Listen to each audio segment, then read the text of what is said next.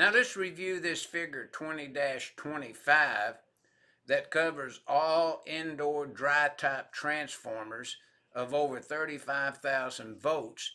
These type of transformers have to be installed in a vault.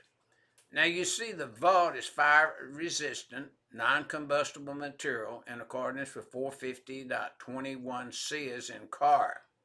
The transformer naturally is rated over 35,000 volts. And notice it has to be installed within a vault. Now some of the things in the code loop that's important when you deal with a vault is the walls, roof, and floor in accordance with 450.42 of Article 450. Doorways, 450.43. The vent openings and how they should be designed and so forth, 450.45.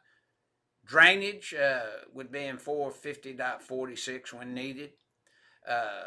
Foreign systems prohibited in there in accordance with 450.47. And then no storage in the vaults in accordance with 450.48. And this is what our figure 20-25 is illustrating, that all indoor dry type transformers of over 35,000 volts should be installed in a vault.